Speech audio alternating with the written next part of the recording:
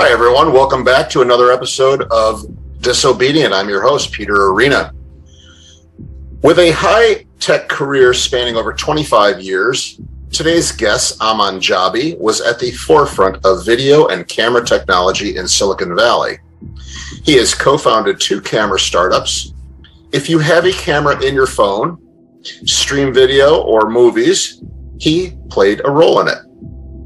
Aman has a bachelor's in electrical and electronics engineering and master's in chemistry from BITS in India, a master's in electrical engineering from Penn State University, and studied computer science at Stanford University. He is an avid photographer and private pilot. As a lover of liberty, Aman arrived in the U.S. in 1988 in search of a free society and now resides in Big Fork, Montana. I'm excited to welcome Aman to Disobedient to discuss the seemingly breakneck rate of change we are surrounded by, immersed in, as the world races toward what is variously referred to as the Fourth Industrial Revolution, the Great Reset, digital technocracy, the singularity, etc., etc. We're fortunate enough to have him run through with us today a PowerPoint presentation that he has created that helps shed light on this complex and daunting subject of digital surveillance and big data. Aman Jabi, welcome to Disobedient. Thanks, Peter, for having me. I appreciate it. Yeah, thanks for coming on. Well, I think we should just set right into it. I think we're going to share a screen here, and unless you wanted to talk about anything else prior to that. No, I'm good. Okay.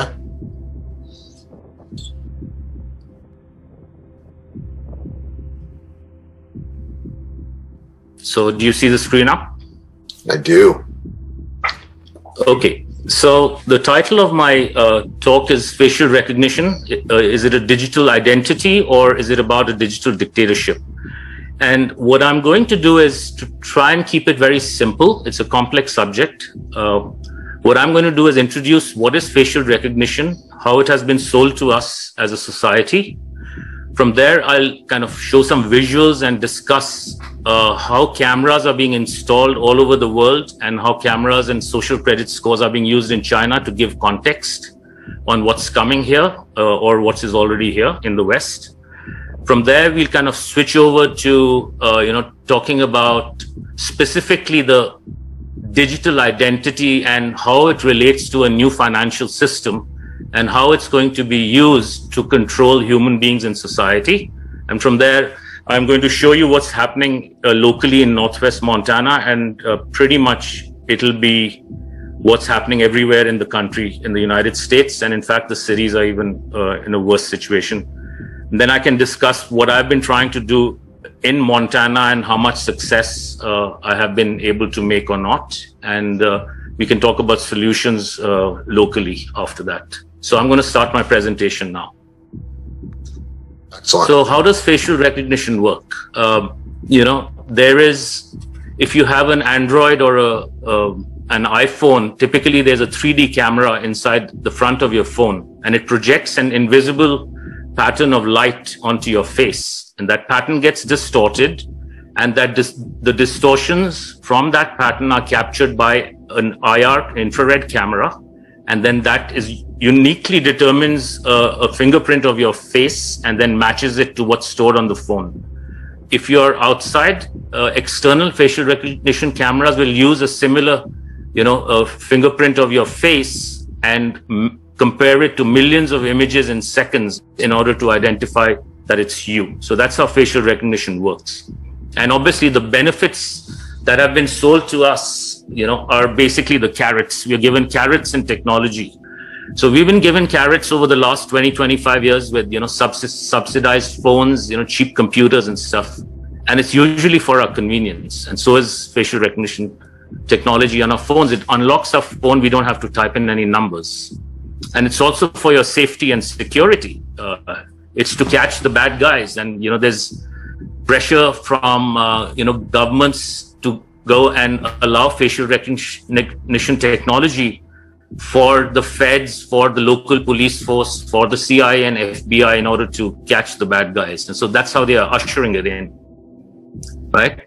But by the time we are halfway or even 70% into the presentation, you will see that the sticks are coming. And these sticks are going to be worse than an Orwellian society from 1984. So everyone should be very aware of what's happening in their, in their towns and neighborhoods with respect to the installations that I'm going to show you soon. So in China, Big Brother has already met big data, and facial recognition is used to directly control people, and that is through a social credit system. And I was in China just 2.5 years ago in 2019 fall, and it's unbelievable how many cameras and sensors are installed at every intersection, every pole, inside and inside buildings, outside on the streets. There are license plate readers, there are lane detection cameras, there are people counting cameras, there are face recognition cameras. There is not a single place you're not being watched. And here's an example, in a railway station or a subway station, the cameras are identifying people and they are, logging where you are, who you are with, and everything else. So they already have an app in China for the last few years where they have the social credit score. And this directly controls your behavior and compliance and how the government and Big Brother wants you to behave. So if you don't comply or don't behave the way the government wants you to, your social credit will fall. You'll be denied, tickets to the subway. You'll be denied going out to restaurants and whatnot. So this is a way to, make people comply according to a certain way in society. So over the last few years, there have been a lot of documentaries in Western media, and the narrative is always that privacy and freedom are dead in China, right? And also the social credit system that's already there, it's used to control people. And implicitly, all these documentaries say that we are free in China and that, oh yeah, we have cameras and we have facial recognition, but it's only to catch criminals and terrorists. And of course, they don't say that all Americans by default are going to be defined as terrorists if they aren't already. In reality, what is not said, there was a report published in February of this year. The number of cameras per capita in the United States is greater than in China. We have 50 million tethered cameras, surveillance cameras tethered to the internet for 330 million people compared to 200 million cameras in China for about 1.4 billion people, right? London in the UK is ranked number 3 in cameras per 1,000 people, right? So the infrastructure is already in place in the West. It's been switched on. It is expanding. And as of 2025, $2 trillion would have been spent in cameras, sensors, and smart city surveillance infrastructure by 2025. It is estimated that by 2030, and that aligns with Agenda 2030, the number is going to be $7 trillion. So just think about that for 7 billion people. So that is what is happening in the world. So back in March 2020, when COVID was announced and everyone was locked at home and sitting in quarantine, and the television was, blaring all sorts of fear narratives, they were installing cameras and sensors and smart lights and smart poles all around the world. And this report from February has estimated that by the end of 2022, there will be 1 billion tethered surveillance cameras connected to the internet watching human beings. And these are not just surveillance cameras, they are really about data collection, 24/7 real-time data collection. And if you take cameras which are not tethered, which are not surveillance security cameras, it's going to be over 20 billion data collection cameras watching 7 billion people in the world before the end of the year. So take a minute to digest that on what is happening in the world. And this is not to catch, the bad guys. So in the old days, when you had surveillance cameras, you had human eyeballs monitoring the situation in front of screens. But this is so over. Today, what we have is artificial intelligence, smart security guards that are watching us at every moment. They're watching us, they're analyzing us, they're logging, they're learning, and then they are scoring. And this feedback loop goes 24/7 wherever there is a camera. So no humans are necessary anymore. And so if people think that, banning facial recognition in a certain state or a certain city means anything, it does not. So when are we not alone? Pretty much never. You're being tracked everywhere all the time, even in your homes, and I'll show you how. So I'll just switch to something called a panopticon, right? It's a circular prison. And if you notice, all the prison cells are in a circular pattern, and in the center is this tower with the prison guards, so they can see all the cells whenever they want. But today, we are living in a digital panopticon. We are being watched by cameras that have computer vision, and combined with artificial intelligence in the cameras, combined with the cloud, we are being watched, and we are symbolically in this digital prison. While the four walls haven't been erected around us physically, symbolically and practically, we are in this prison, and we are being watched all the time. Our current conversation is being watched. Our face movements are being recorded. Our eyes are being tracked. Our audio is being recorded and analyzed. And this video is also being recorded on Zoom servers. And we are being scored in real time as we speak. How is it that they're storing all of this data? It seems like there's just heaps and heaps of digital information. How does it get accumulated and stored and or disposed of? So this is a good question. They don't store all the video. What they do is, these cameras are pretty smart. So they have a processor in the cameras, and it's, they have what they call edge computing. So before the relevant data is sent to the cloud, the videos and images are analyzed initially on the camera.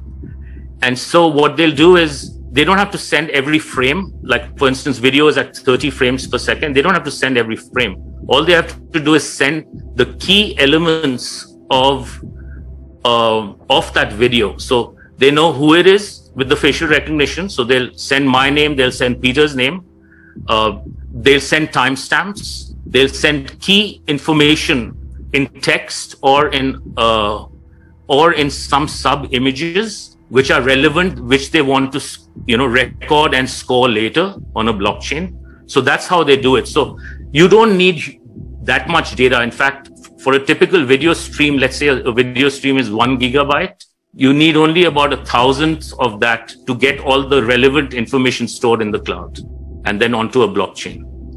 Okay, so I'll continue. So in the last, 5 or 6 years, there was this terminology, the Internet of Eyes, that was making the rounds of venture capital. And literally, I was kind of scratching my head, why are they even using this term? But everything is piecing together over the last few years. And here you'll see, pictures of, things that I've captured or, pulled out from the web of cameras everywhere that they are watching you. Traffic intersection. There are autonomous driving cars. Regular, modern cars have between 8 and 16 cameras. A high-end car has that many cameras, both looking inside and outside. You have face recognition cameras on streets. You have cameras in space. You have drone cameras. You have license plate readers. You have cameras looking at you from inside your car, doing face recognition. You have cameras at airports and subway station, just name it, in your office building. So the Internet of Eyes is really, very telling. And even at home, you are not in a private zone. Anybody who's using technologies from any of these companies, they're all collecting data, and whenever your devices are on, they have the ability to watch you, watch your face, watch your emotions, log you. And so if you think your camera is off, most likely it isn't. You're being recorded, or at least aspects of you are being recorded and then sent to the cloud and onto a blockchain. So be careful of what technologies you sign on with. Even if you have a Ring camera for your home security, that Ring camera is not only doing face recognition and identification of every human being who enters your house, learning about everybody's habits, it's also tracking all your devices at home on a wireless mesh network. So it can track the location and movement of all devices which are on your Wi-Fi system. And I'm going to make a slight switch to, these smart lights and the smart city grid. If people must have noticed that these LED lights and these poles are coming up all around the world. Even in Northwest Montana, it's on hyperdrive in the last, 6 to 8 months. And I live in a place which is, surrounded by mountains and forests. And the closest town is 30 minutes away, and they have hundreds and hundreds of these lights. And it's in a beautiful valley surrounded by mountains. 2 years ago, when I came here, there was nothing. We had really beautiful dark nights in the valley. Right? So these are basically what, are known as smart poles and smart lights. These are part of the smart city infrastructure. They are all wirelessly communicating with each other and to other wireless devices near you.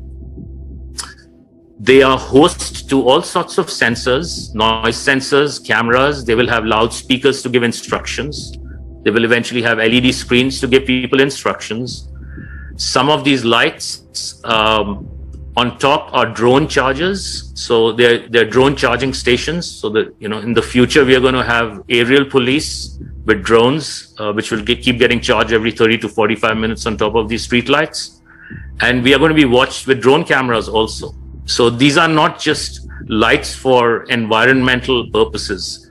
They are being sold to the whole world and to cities and municipalities that it's for energy conservation, because LED lights typically have 40 to 60% less, consume less energy than, their alternatives, which are HID or high power, low power, so these sodium lamps.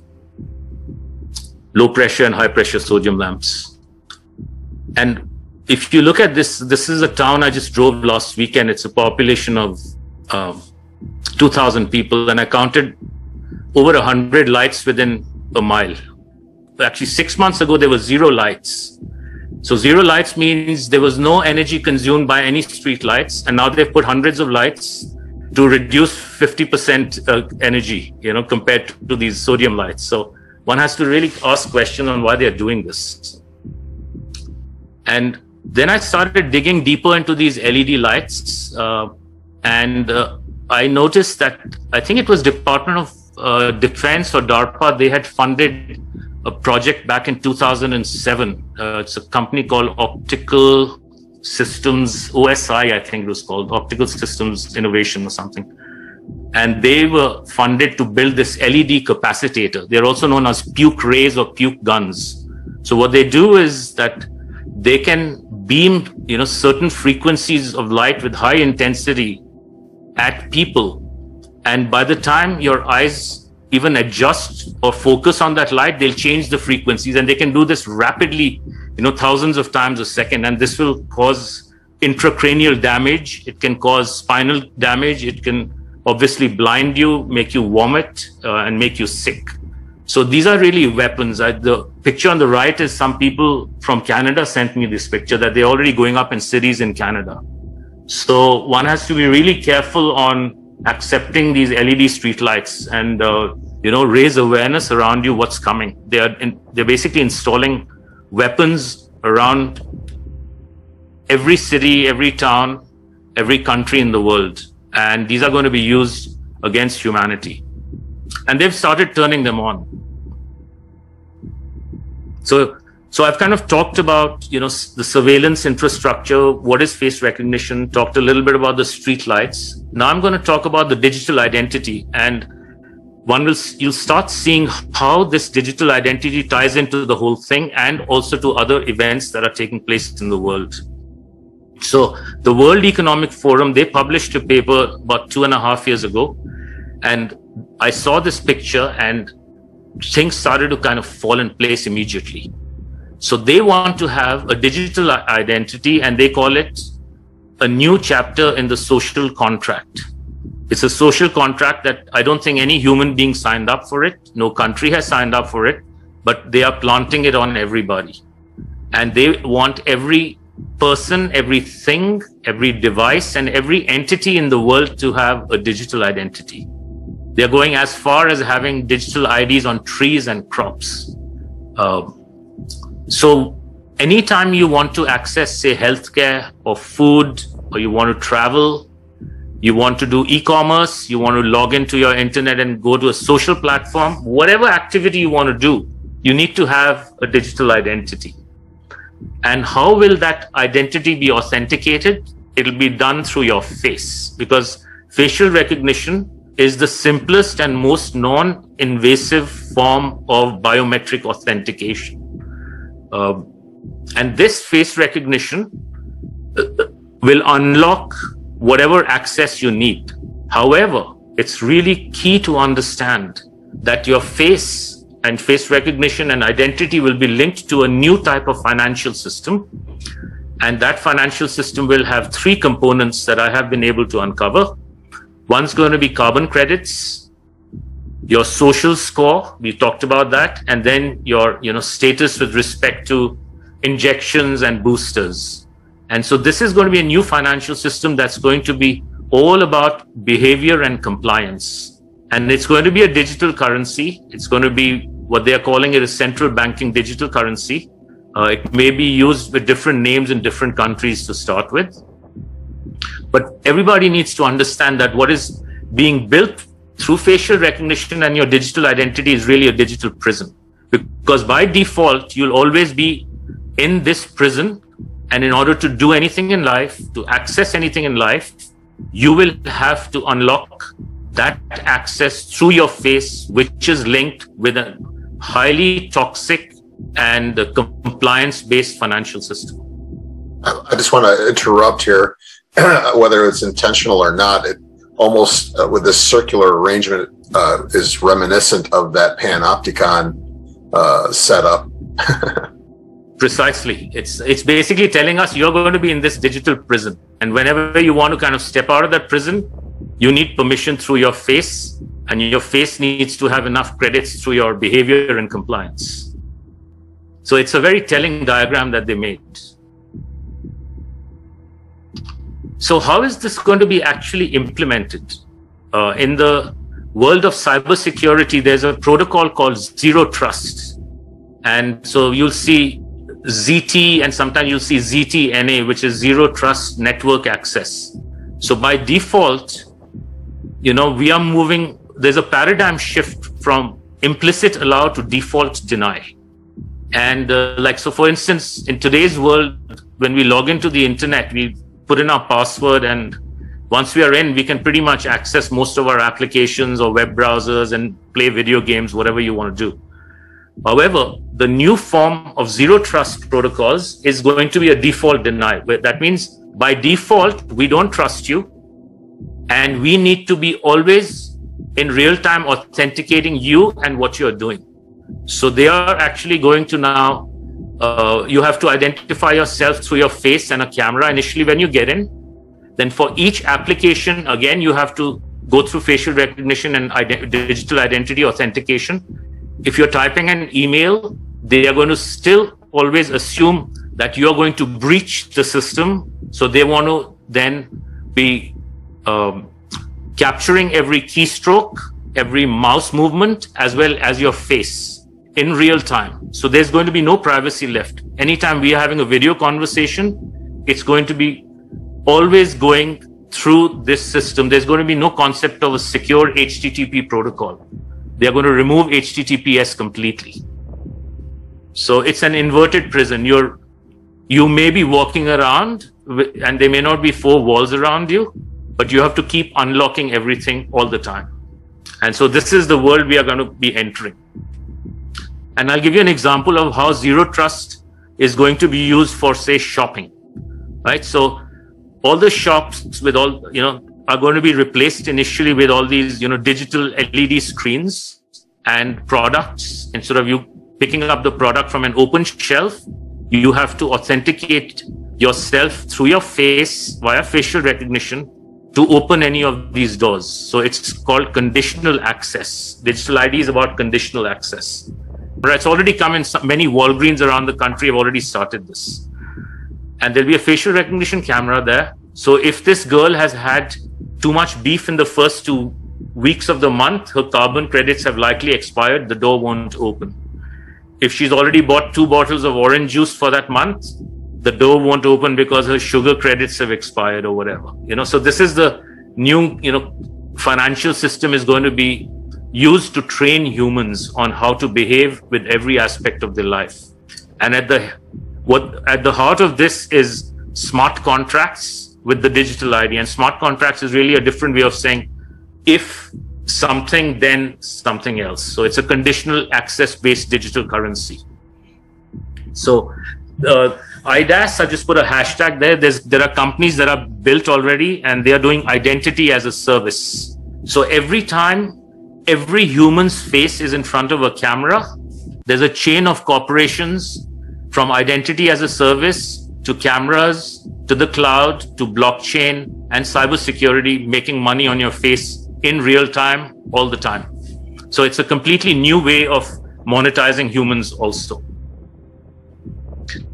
And one of the things this digital ID will do is a concept called geofencing. So geofencing is really, think of it as an invisible fence or an invisible perimeter built around a human or around a drone, around a robot, beyond which one is not allowed access.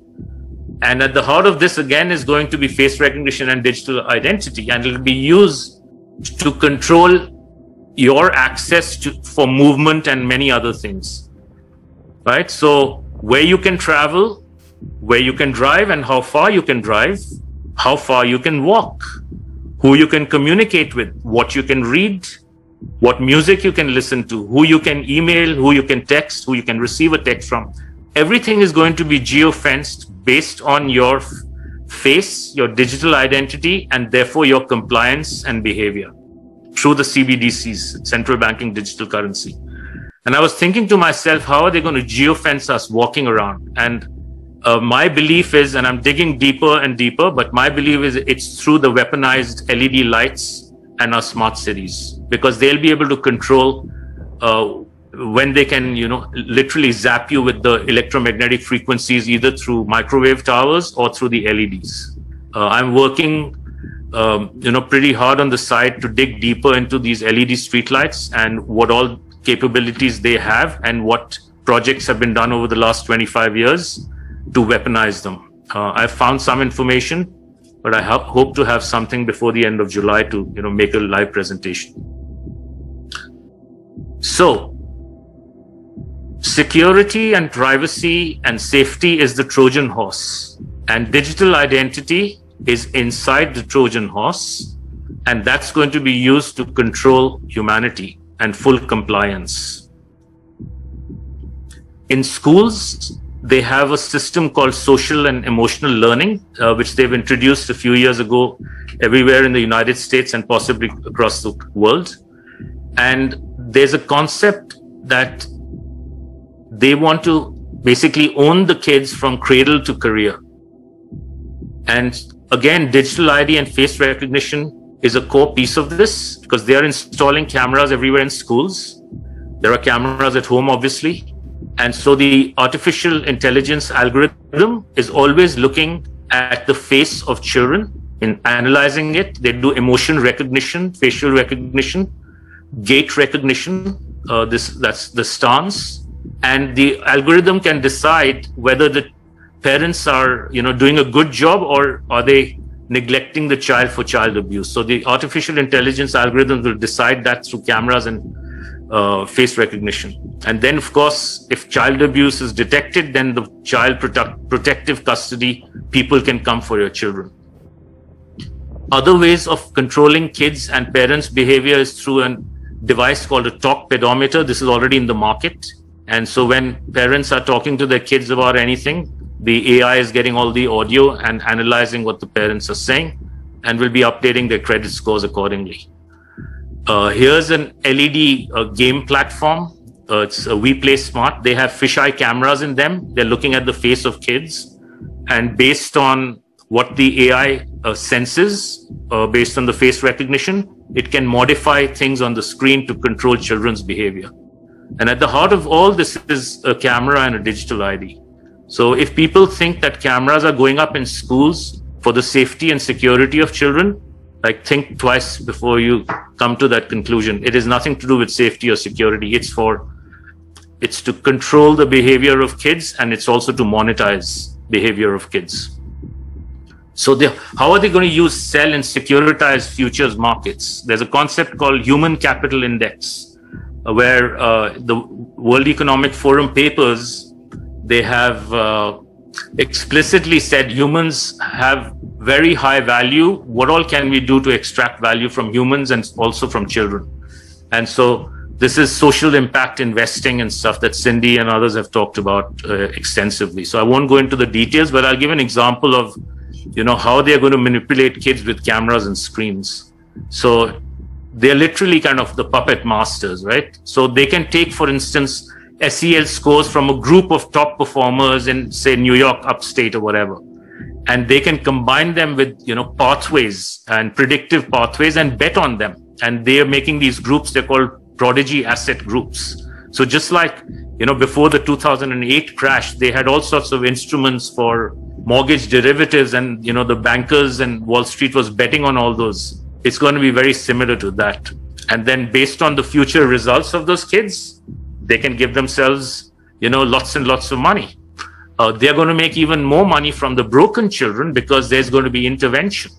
And then after interventions, they can bet on and predict on predictive places that the children will land. So these are all games that are being played right now. And so the emphasis on social and emotional is on management and control. It's nothing to do with learning or knowledge. And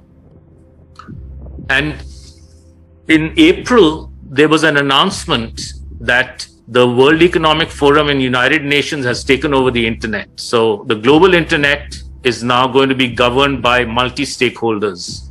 And this came on the United States Department of State website. So the future of the internet is going to be by the same people who are doing all this right now. And so it's going to be a zero trust world. And if you don't sign on to the new digital system, to the new central banking digital system, if you don't take your injections, if you don't want carbon credit system, you will not be able to log into the internet in a few quarters from now. I don't know how far this is, but my guess is it's no more than 2 years away.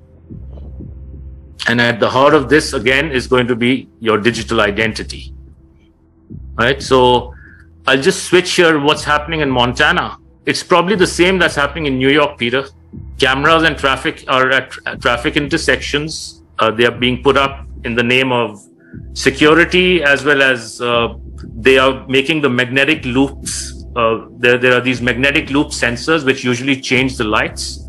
And what they're doing is they're making them fail and then giving free money to Department of Transportation in Montana, saying, hey, we'll put up free cameras for you. So let's use cameras for changing the lights now. Cameras in retails, hospitals, everywhere, and parking lots. There are smart city lights going up on all the major intersections and freeways. There's a study for facial recognition technology in Montana that's been going on now for almost a year.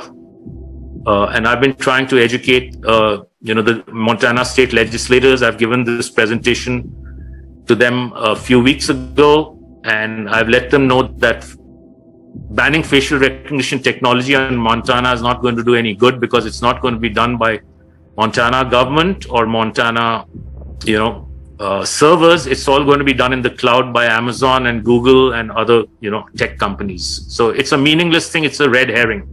So if people feel a sense of satisfaction or safety when these things are going on, be careful. Well, I don't want to interrupt too much here, because this is, first of all, this is incredibly daunting.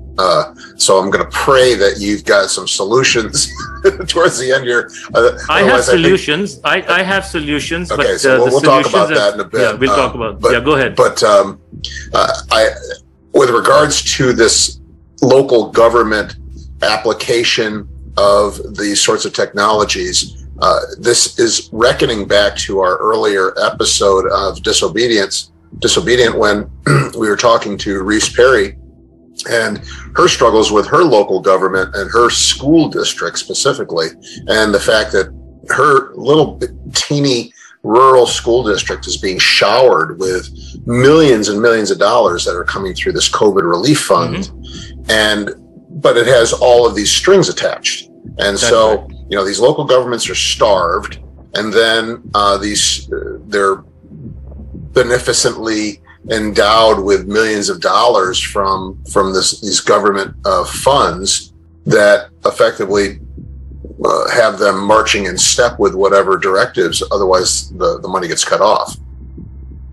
That's right. It's basically bribes coming to all the state and local municipalities, and they take the money, and in exchange they give up all the ownership of the land and their state and local city rights to the feds.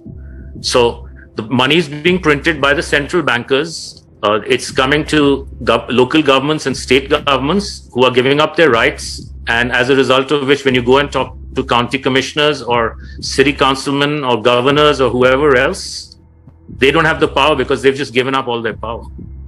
And so they don't represent the people anymore. I don't believe that in any part of the world today we have representative government. Certainly not at a federal level, but not even at a state or local level. States, nation states, who have this little appendix of a federal government that serves a very restricted role originally, that has now become this cancerous growth that is now taken over all of the states, and through this sort of bribery and control of the state governments all the way down to these county and municipal levels, is now has them on the government teat, doing whatever its bidding is. That is correct. In fact, it's interesting you bring that up, because just a little less than a month ago, I became a U.S. national and I gave up my U.S. citizenship. Wow, awesome! I've started down that process, but I'll be very interested to hear some of your wisdom on how to move forward with it, because I'm personally interested in doing so myself. I got actively involved in studying this and educating myself over the last 10 months or so. After the presentation, we can turn off the recording and I can, give you like interesting pieces of my journey, as well as, how you can proceed to educate yourself. I look forward to it. I'm actually trying desperately to get someone who is representative of this movement to come onto the show, and have not met with much success. So I'm going to keep at that. I can point you to a few people. I don't know if they'll be willing to come on publicly, because this is.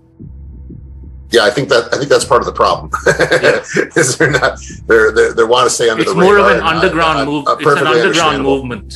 Yeah. It's more of an underground movement. Yeah. But it's very empowering. So. All right. Well, please continue. All right. So I took some pictures over the last, few months. I keep taking pictures, and here are cameras in Flathead Valley. The area I live here around Flathead Lake is known as Flathead Valley. It has only a population of, 130 or 140,000 people in all the towns combined, and in hundreds of square miles. But we see smart city lights, and we see microwave towers hidden inside fake trees on ski slopes, and we see microwave towers all over the place. Walmart, and I went in, and sure enough, there are cameras at every checkout counter. There's 4 face recognition cameras at the foyer. So by the time you enter the store, they have your face footprint, and you're going to be tracked every square foot inside the retail store. And they're all over Costco, Walmart, Best Buy. Just go to any store. In the parking lots, they have these cameras, which are basically a parking lot panopticon with LED lights. This is 5 cameras as you enter another door. So and then every few feet they have face recognition and other cameras on top tracking you. There's a company called Clearview AI that is pushing hard with all the state law enforcement companies, along with the feds, for being a facial recognition as a service company. End of last year, they had over 10 billion images. Their goal is to have 100 billion facial images in the next 2 years or so. And so every human will be in its database, and they're going to do minority report style predictive policing. And of course, these agencies will be the stakeholders, which is really Big Brother and artificial intelligence.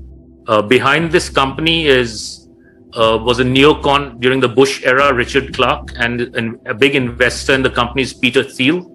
Peter Thiel is also, founder and investor in Palantir, which is a predictive policing software company that's went live a few years ago in New Orleans and recently went live in Santa Clara County in California. So other companies like ID.me, people must have heard of.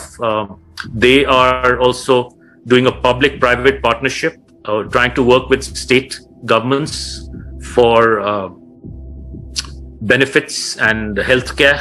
So their slogan is "No identity left behind." So you can connect the dots as to who all are driving this agenda. And so they want to have secure digital identity for everybody, and it's in the name of equity and diversity and inclusivity. But really what they're trying to do is usher in the digital ID for people who have state benefits, whether it's unemployment or healthcare through the state or social security. So you'll need not only your password, but you'll need your driver's license photographs or your passports, and then you have to take a video selfie, and a combination of all this will unlock your benefits. And this is how they're going to get certain class of people through the digital identity. So everyone needs to be aware that once you accept the digital identity, it's game over for human civilization. So we must say no as a society. A couple of months ago, I was watching a video from the World Economic Forum, and Yuval Harari, who was a professor at the Hebrew University, and he's written a book called Sapiens. He was giving a talk at one of the Davos forums, and he had this slide called the danger formula, where B times C times D is A. B is the biological knowledge that the AI has. C is the compute power, which is all the compute stuff on servers. This is unlimited. And D is the data they have on humans. And once they have this, it's the ability to hack humans. So with respect to data, they want to sensorize everything. So they want to have sensors through cameras and all other sensors that are collecting data on humans. And biological knowledge they're getting through your smartwatches. They're getting some through cameras based on how you walk.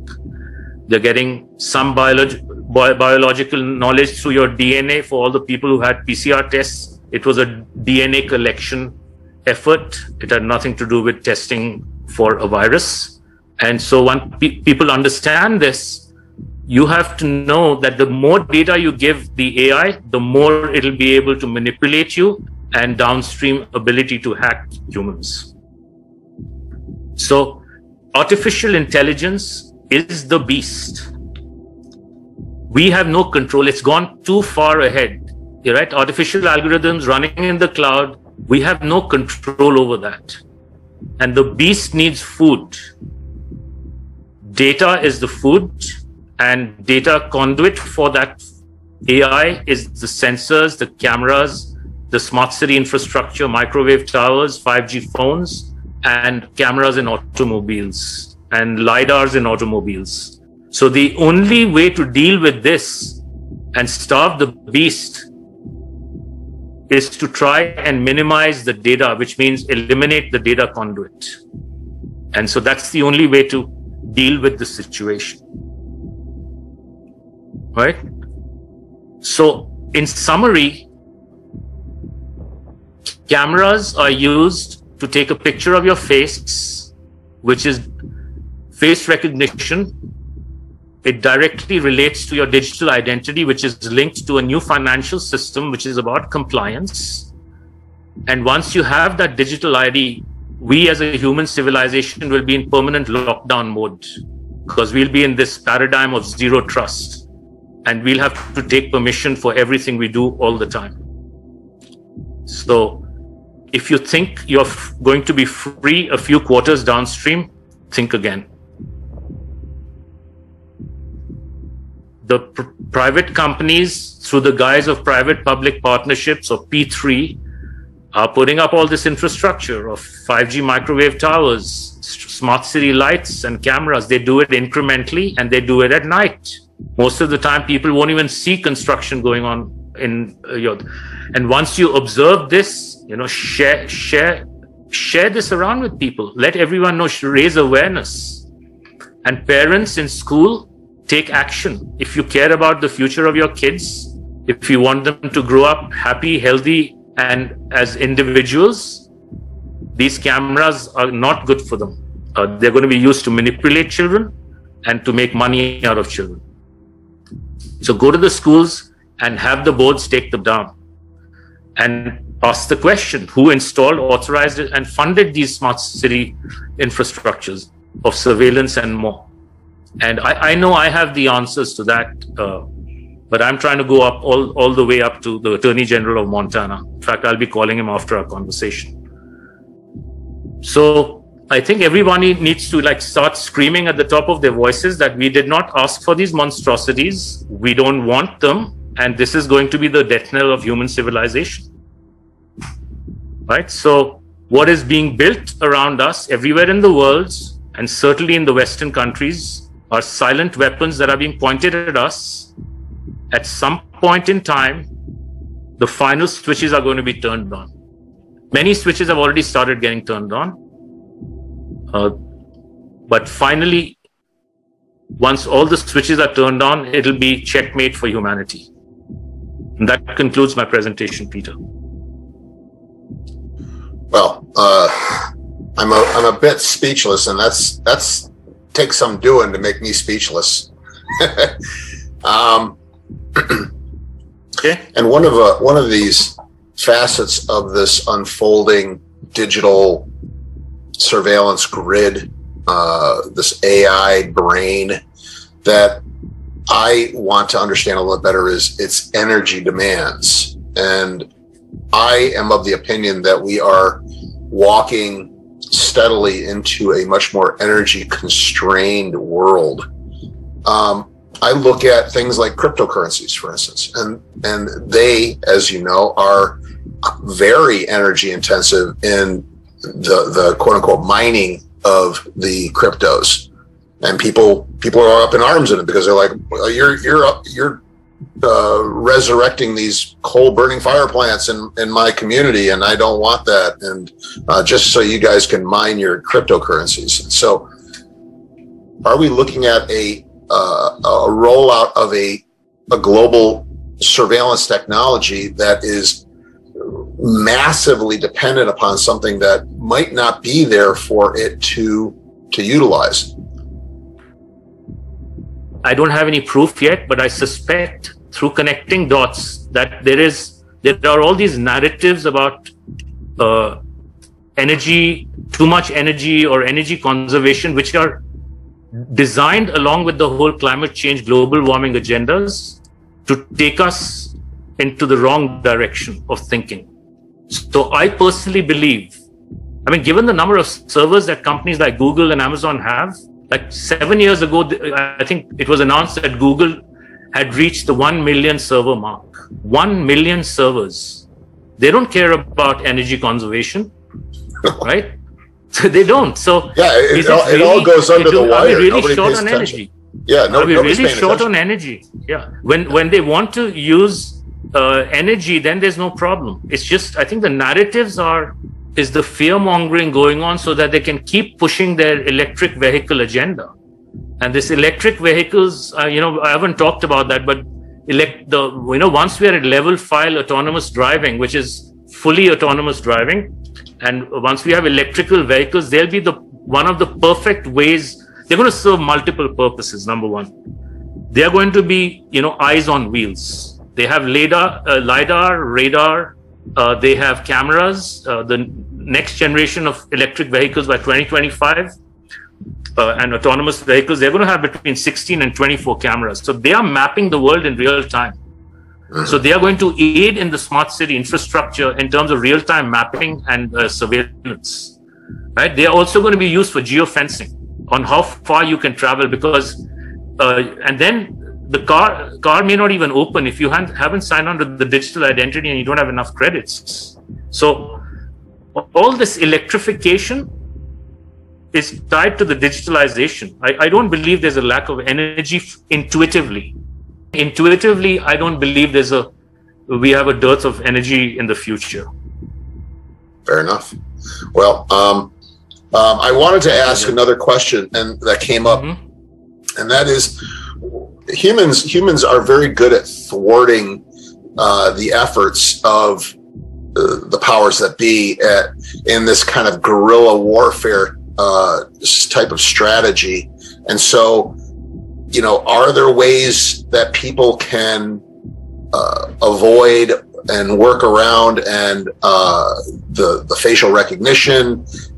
You know, is there a guerrilla movement on the part of people to literally take these things down and yank these things down off the ground? And not that I'm promoting that, of course, it's private property. My God, we don't want to talk about that. But that's what it seems like is the next step, is people start, they start. No, I understand your question. I understand your question. Humans are good enough at thwarting these kinds of movements that are being done to them and are, you know, designed to enslave them. I say they have been good at it, but given the way the world has been for the last few decades, you know, the World War has started, right? The Third World War. It's an information war. And most of the world is still watching television and, you know, buying into the narratives that are being thrown at them. And so we as a civilization are losing badly in terms of numbers.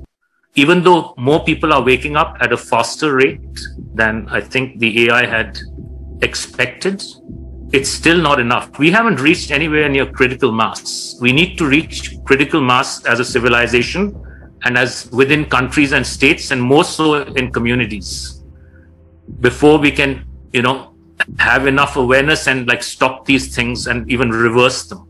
I'd say that's number one. And the other aspect of this information war started decades ago. And I believe that especially Western societies, and now I'd say most of the world, has been neutered in terms of courage, in terms of independent thinking, through the onslaught of violence in video games, in television, and movies. And most of these violent films and movies on television, they have the big force of government in them. I don't believe government is that powerful, but through movies and through TV, people have been subdued. And I don't see the courage in human beings today. Yeah, well, I think a lot of people are scared. There's no doubt about it. They have been trained to be afraid. Whether it's a paper tiger or not remains to be seen. But they want to present this facade of strength and invincibility and omniscience and omnipresence that may, in fact, only be a ruse. That's right. So, and we are powerful, right? We can just say, no, we don't want it. All we have to do as a, you know, local neighborhood says, we don't want a single LED light on our roads, and we don't want a single LED light in our downtown. That's it. End of story. We don't want a single camera. Yeah, yeah. Well, they've done a pretty good job of convincing us of the carrots in order to swing the stick at us. Right.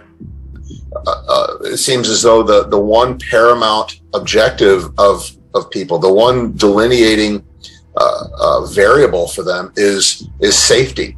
This idea of personal safety seems to be the one thing. So as long as I consider myself to be safe, whether it's financially safe, physically safe,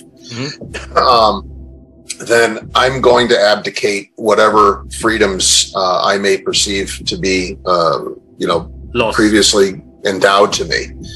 Right. Pardon. So it's a big subject, and we're just starting to sink our teeth into it here. So it's really hard to kind of close. But if you can, give us some closing words here. Whatever's kind of percolating to the top, I'm on.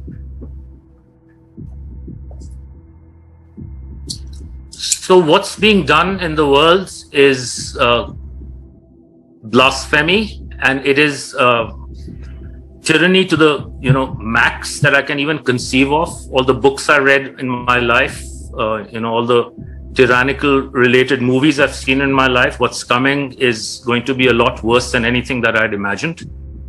But we can say no.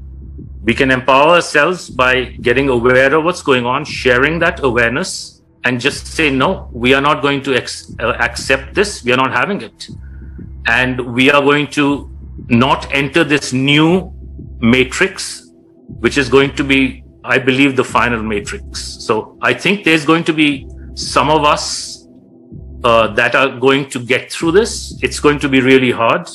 There's going to be large populations of people in the world that are going to die in the process. However, I think there will be some people who will get through this alive and without entering this matrix. And the more people that do, the more danger the new matrix will be in. Yeah. Well, then, Wolverines. That's all I can say. We've got to coalesce around a grassroots resistance, and like you say, absolutely, compliance equals complicity, and that's basically what it is. If you are compliant, you are complicit, and that's right. It's this resistance, individually and collectively, that's really ultimately the nut that has to be cracked. Well, Aman, thank you so much. Like I say, I'm going to get this out to as many people as I possibly can. And I am very, very grateful for having had you on today. And I hope that we can catch up again sometime down the road and revisit this and talk about new things as well and see how things are going. Absolutely. Thank you for your time. Okay. Have a great day. Thank you again. Bye-bye. Bye-bye.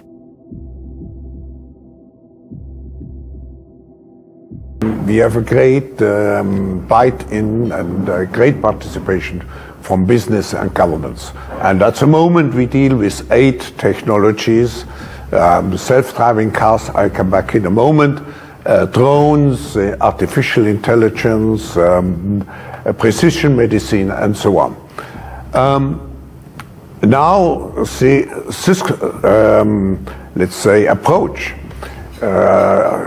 is so attractive that we have now the offer of governments like India, China, Japan, Israel, Sweden to build a similar campus in their countries.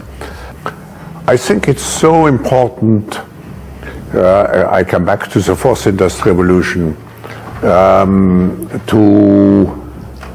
to become aware of what makes us human. And Eric Schmidt in Davos said, look, the next decade will be the fight between robots and humans. And I'm afraid robots will win.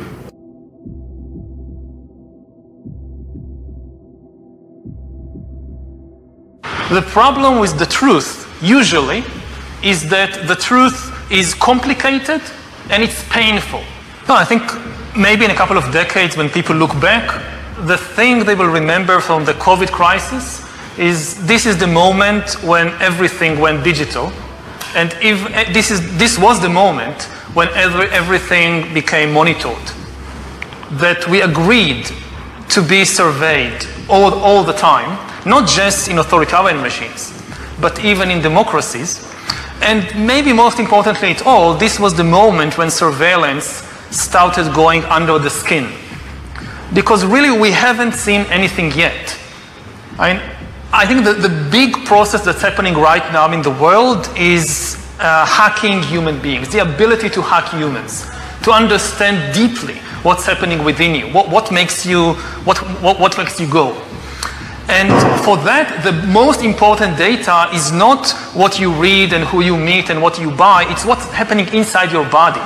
So we had these 2 big revolutions, the computer science revolution, or the infotech revolution, and the revolution in the biological sciences.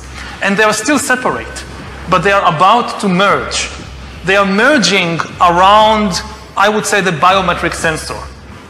It's the thing, it's the gadget, it's the technology that converts biological data into digital data that can be analyzed by computers. And having the ability to really monitor people under the skin, this is the biggest game changer of all. Because this is the key for getting to know people better than they know themselves. And COVID is critical because this is what convinces people to accept, to legitimize total biometric surveillance. If we want to stop this epidemic, we need not just to monitor people, we need to monitor what's happening under their skin, their body temperature. Like we walked in here, we had to go through a body temperature test. Even in Israel, it has become a national security issue, right? So again, I'm not against surveillance. It's an important tool, especially to fight epidemics. The question is, again, who is doing it and how?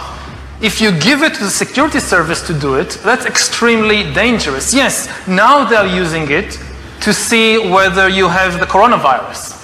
But exactly the same technology can determine what you think about the government. You know, anger is a biological phenomena just like disease. It's not some spiritual thing out there. It's a biological pattern in your body. With this kind of surveillance, I mean, you watch the big president, the big leader, gives a speech on television. The television could be monitoring you and knowing whether you're angry or not, just by analyzing the cues, the biological cues coming from your body. So, you know, people are now watching us online, all over the world, this conversation.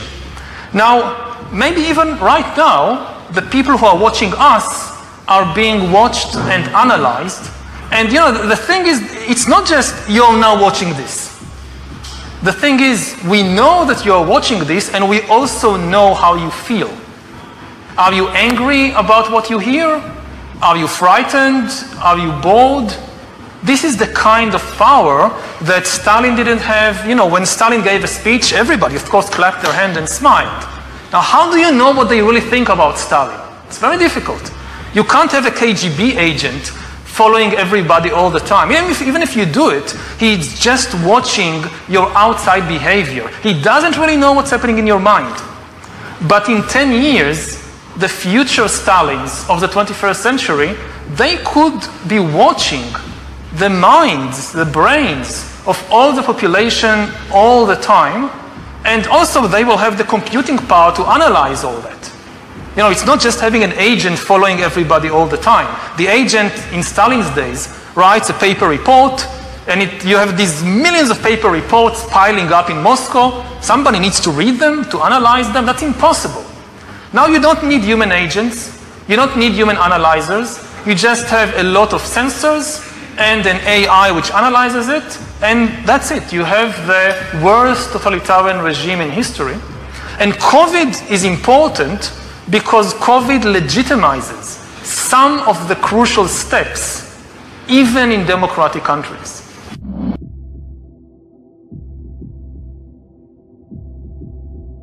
Jedes Mal, wenn eine Website uns auffordert, eine neue digitale Identität zu erstellen oder uns bequem über eine große Plattform anzumelden, haben wir in Wirklichkeit keine Ahnung, was eigentlich mit unseren Daten passiert.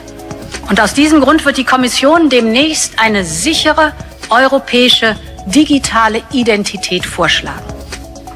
Eine, der wir vertrauen und die Bürgerinnen und Bürger überall in Europa nutzen können, um alles zu tun, vom Steuerzahlen bis zum Fahrradmieten.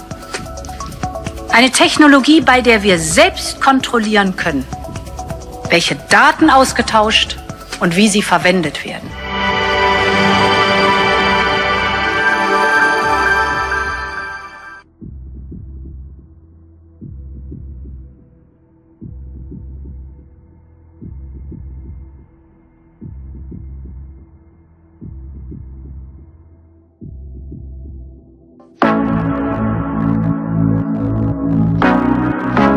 Hello everyone, meet Lucy, student in psychology, and me, her digital ID wallet issued by the government to offer a wide range of identity services. In fact, I'm a handy way of proving and protecting her identity both online and face-to-face.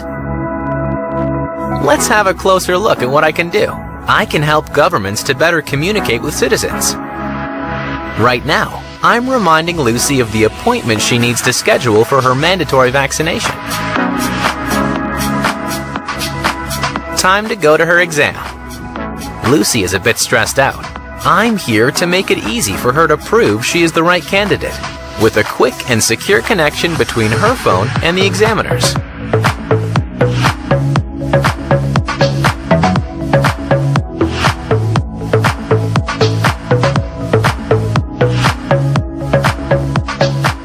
Exam passed successfully. Quick stop at the doctor's before celebrating, and no time to lose. On the way, Lucy uses me to declare her passport lost. She needs it for her upcoming road trip. No issue. She can request an emergency digital passport without having to go to the authority office. I make official admin a lot smoother. And that's not all. I can also help Lucy request a birth certificate, pay her taxes, or prove who she is when onboarding to new services, such as opening a bank account. I allow Lucy to certify her healthcare coverage entitlement. She's able to decide whether to authorize the doctor to access her medical records or not, ensuring her control over her personal data. Lucy needs one more thing before being all set for her trip to Australia: renting a car. I help her share her driver's license credentials online, so that she doesn't have to wait hours in a queue to collect the car when she gets to Brisbane. The rental company benefits from secure and accurate information, and Lucy from a smooth experience. Lucy's friends are waiting for her inside the bar. To allow her to get in, I simply generate a QR code that proves Lucy is old enough, so she doesn't have to share all her ID details with the bar staff. So yes, I'm Lucy's best companion. I protect her identity and official credentials wherever she goes. I provide secured access to public and private services and allow her to have full control over her data privacy. In other words, I give the right access to the right data to the right person. I am also trusted by governments to best support countries' digital transformation, fight against ID fraud, and deliver smooth public services. I am the Thales Digital ID Wallet.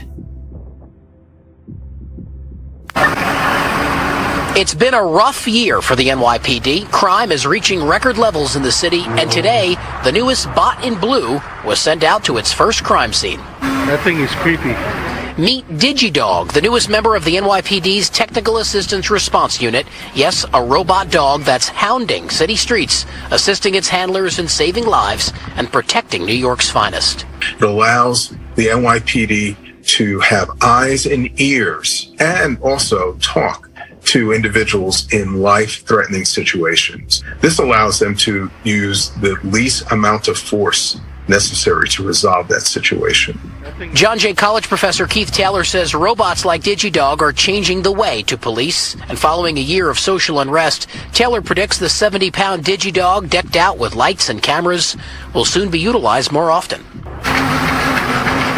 And as the Robo-Pooch made its way back to a waiting patrol car, the NYPD says it's soon expected to come out of its test phase and hopefully earn a permanent spot on the force. In the Wakefield section of the Bronx, Richard Giacobas, Fox 5 News. The European agricultural machinery industry is looking forward to 5G, as it should ensure a better resilience in the network and allow the integration of technologies with different needs. It is not only about general telecommunications anymore, but about different technologies working together for the same application, adapting automatically depending on the situation. However, it must be 5G in rural areas. Today, large parts of farming land still don't have wireless internet connection, impacting machines, farming productivity, and the farmer's family too. So infrastructure does matter, and good, reliable, and fast connectivity is key. Modern agricultural machinery need constant radio contact with other agricultural vehicles, with the farm, and with transmitting stations for accurate positioning data. The first stages of digitization already allowed precision agriculture to take off, reducing the use of agrochemicals and significantly improving harvest quantity and quality. But only with the additional features of 5G can many environmentally friendly precision farming processes fully become a reality, such as the precision application of inputs like see and spray crop protection, optimized fertilizer application, and better use of water. We will also need 5G to improve the uptime of the machines and lower the operating cost, or when human interaction is necessary for monitoring and controlling automated machinery fleets. Here are a few examples we're working on. With 5G, a drone can determine for the machine if there is an animal or a pedestrian or pest in the field, or if the ground is stable to drive on, or if it is the right time to harvest. Camera images can be analyzed in the cloud to control the nozzles of crop protection sprayers in real time. One driver may be sufficient to control several agricultural machines that will cooperate and optimize operations, such as unloading or platooning. Now, we're talking about using image processing to save up to 80% on crop protection products under optimal conditions. The ultimate goal is optimized individual plant treatment, where each plant only gets what it needs when it needs it, thanks to artificial intelligence processes adapted for agriculture. In fact, the only way we can reach the ambitious goals we have for Europe is through the uptake of advanced machinery and solutions. And for that, we need 5G.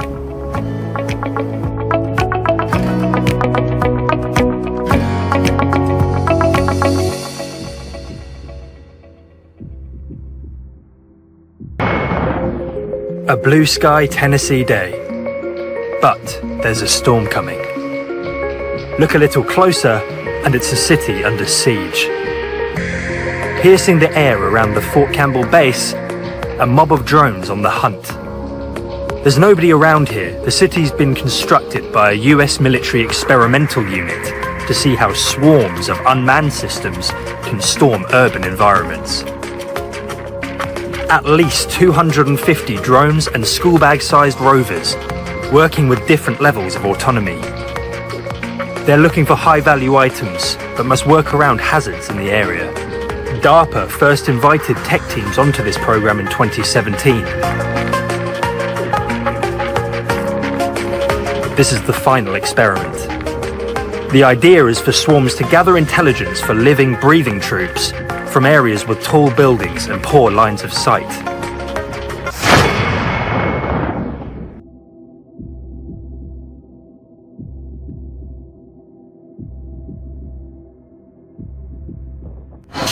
Praise our Lord and Savior Jesus Christ, everyone. I have something else to show you guys. I'm currently in Savers. It's a thrift store. It's in Warwick, Rhode Island.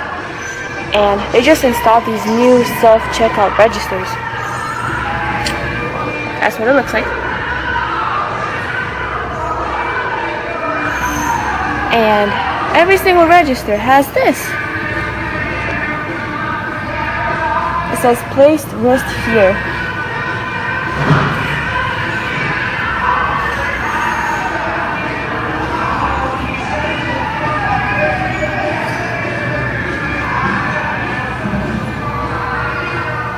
What is that?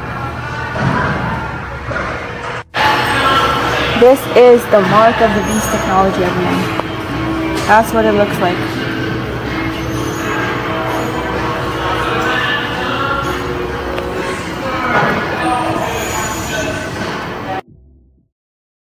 Przypominamy, że na naszym kanale nie ma płatnych reklam i jeżeli uważasz, że robimy coś wartościowego, to możesz wesprzeć naszą pracę poprzez datek dowolnej wartości. Możesz też nas wspomóc, odwiedzając sklep partnerski KILLUMINATI, który oferuje odzież, literaturę dla wszystkich przebudzonych. Jest to świetna forma wyjścia z przekazem poza internet.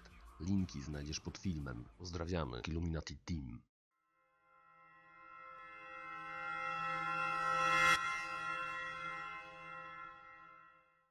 Dodaj łapkę w górę i subskrybuj nasz kanał.